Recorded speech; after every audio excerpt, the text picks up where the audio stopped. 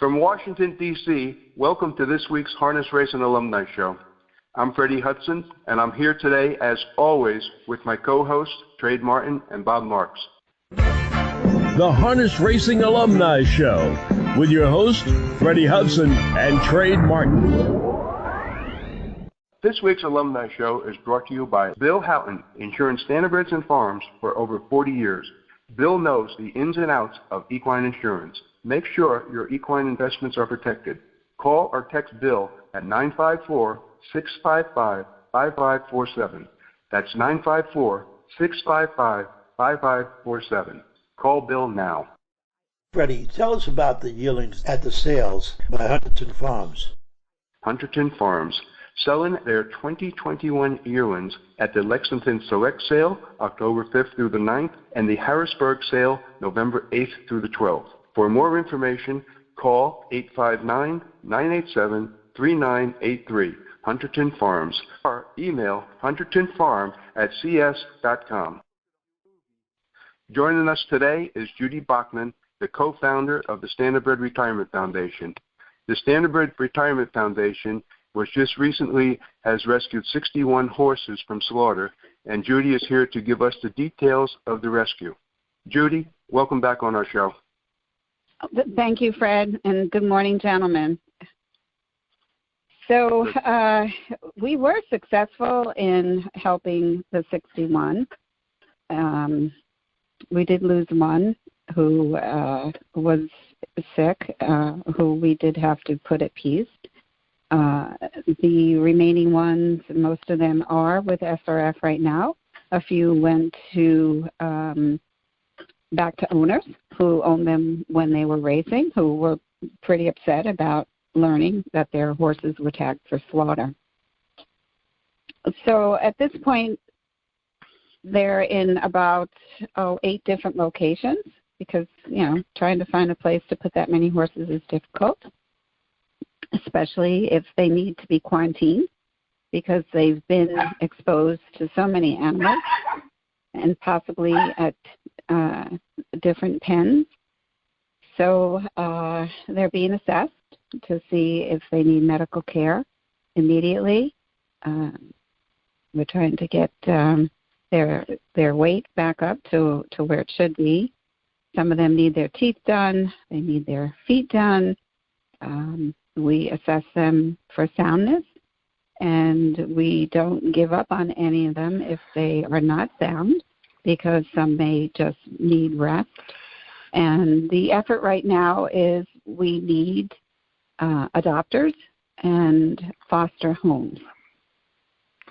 Okay. Hey, Judy, when you guys were rescuing these horses, how much work was involved? What did you guys have to do? You're calling people up. You're changing your website around. You're basically doing this. You're doing that. Explain some of those details that that are involved in a rescue. A lot of people don't understand all the work that's involved. That's true. And we didn't even understand it until we got deep into it. So if somebody does go to the pen to take a look at the horses, the pen has to be willing to work with us. So, of course, they're going to make their money. They're dealers. They don't specifically go out and buy horses that they're going to send for slaughter. These are horses that nobody wanted. So they're, of course, going to try and resell them. And when there's no one to purchase them, then they will send them for slaughter. So they do work with us. So we have to have someone out there, 2 people, to run off a horse to give an idea of their soundness, what they look like, their height. We get their tattoo number, and we video, and we take photographs. And, of course, these are volunteers. All that information has to get uploaded somewhere so we can all access it, so that we can get it onto Facebook, into press releases, onto Instagram, all the social media, pleading for homes for these horses and to try and raise money. So this is really driven by some wonderful volunteers, and then 3 staff are on top of it with them. So we constantly have to update, who has an offer who may go back to an owner. Did someone donate specifically for one horse? This all has to be updated in our database. It all has to be linked to our website.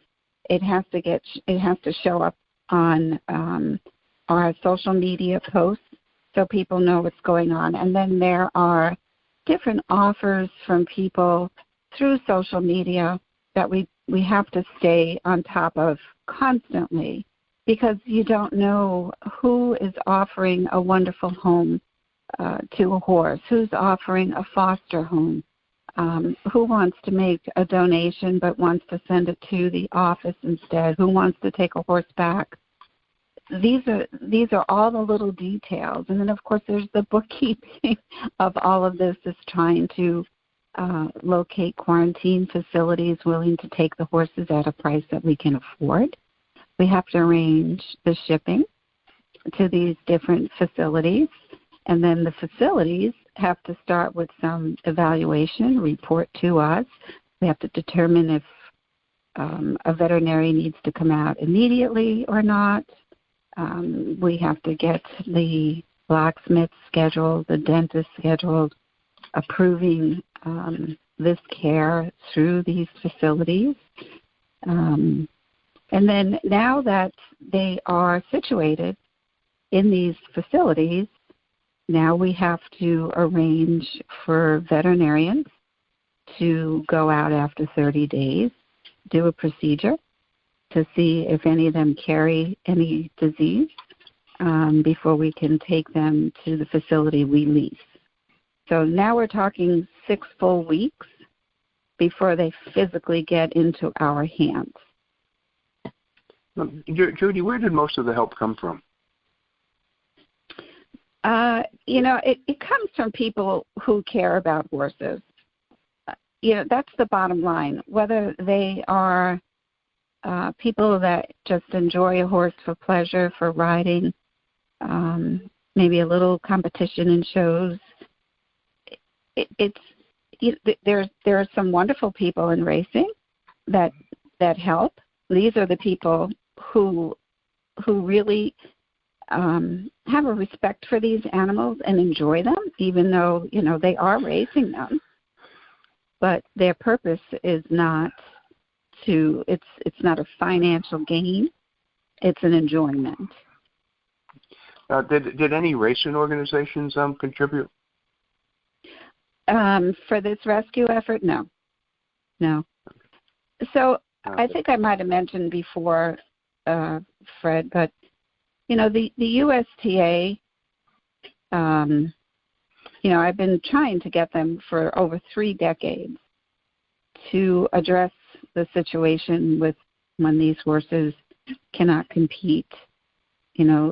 Typically they are sold to dealers who resell them in the rural areas for use as workhorses. And most of them actually at that point just get shipped for slaughter. Some get used in the rural areas, but when they're done with these horses, they too get shipped for slaughter. And it's been a struggle for 3 decades to get the USTA to address this.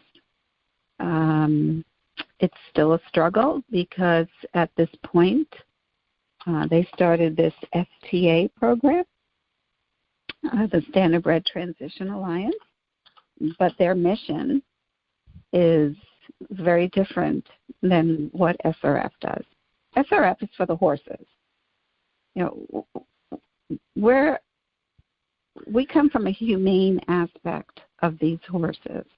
The STA, their mission is about harness racing. So they're not going to let people know that these horses are going for slaughter. So no, there's been no help for slaughter horses from organizations in racing. That's it. Yeah. That's a shame. Well, there's a couple of horsemen's associations that will make contributions to SRF because they love what we do, but unfortunately the bulk do not. Okay.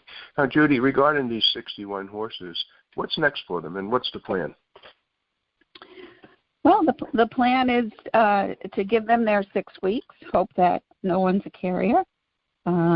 If anyone is a carrier, they have to stay for another 6 weeks. Then we will bring them, into the facility that we lease. We don't own a farm. We need a farm at this point.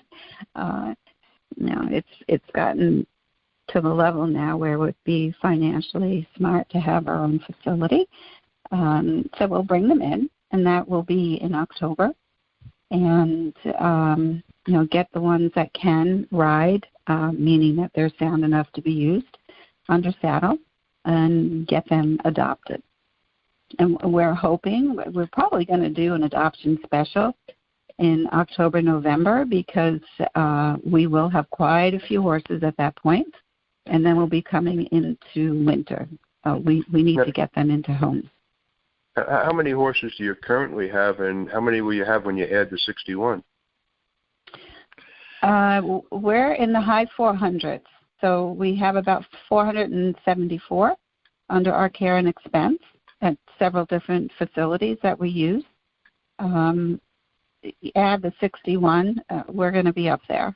But I don't think it's going to be a full 61 at that point. So. Okay. And are there any special shout-outs that you want to give to some of the volunteers, the staff, and donors that came in? Oh, my goodness. We'll be here for a long time, right?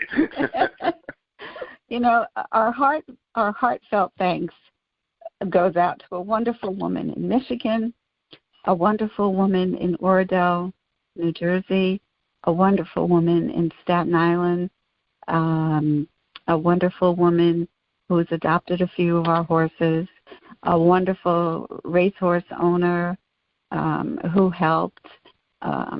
But, every dollar makes a difference. So that group of people were instrumental in the larger donations, but every dollar that was donated, we are so grateful. Our volunteers are just fabulous. And our staff, the three of us, worked right through the weekend and at nights. That's what it takes to do a rescue like this. So thank you all so very, very much. And please don't stop, because it doesn't, there's so many more that need help. We could do it. We just need us all to stay together and get it done. Okay. And my last question to you, how do you think the public views our sport when they hear of all these standardbreds being tagged for slaughter? Oh, this is a big issue.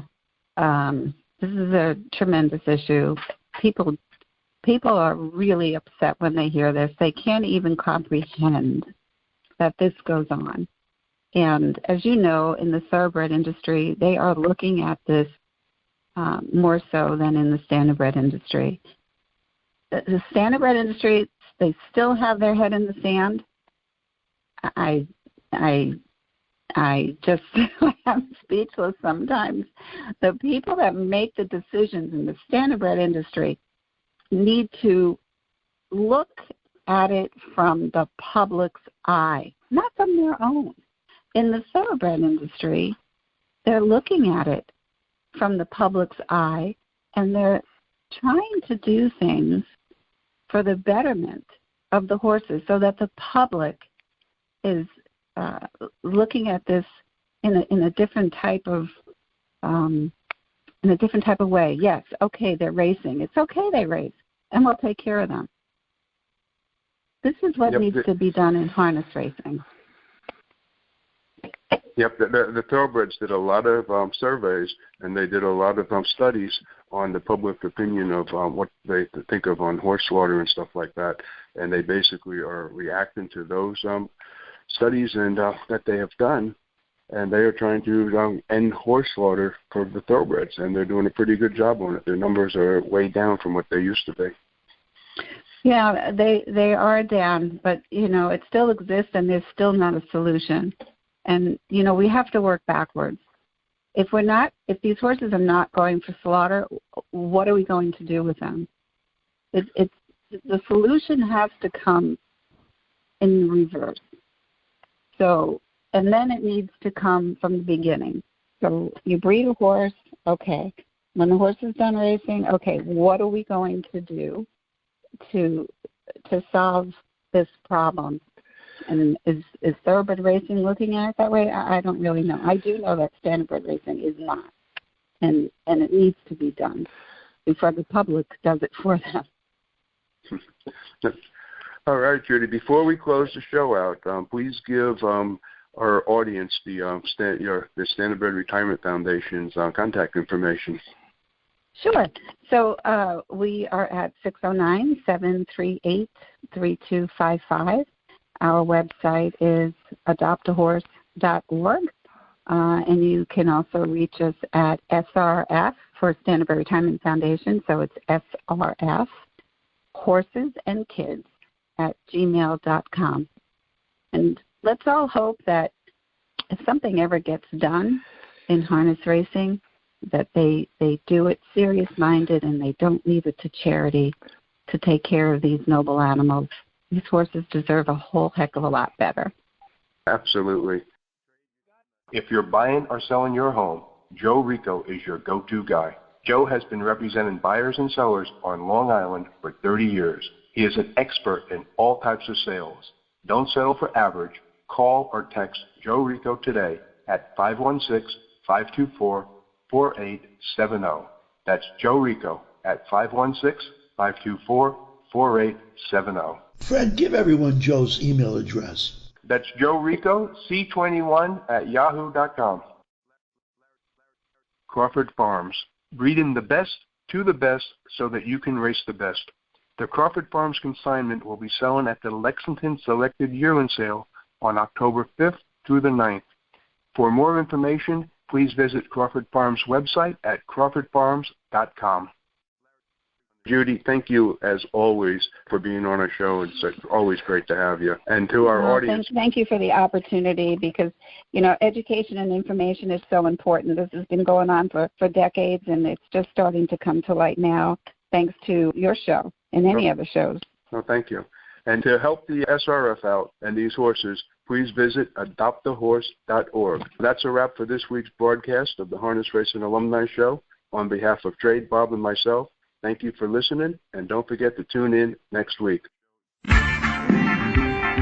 The Harness Racing Alumni Show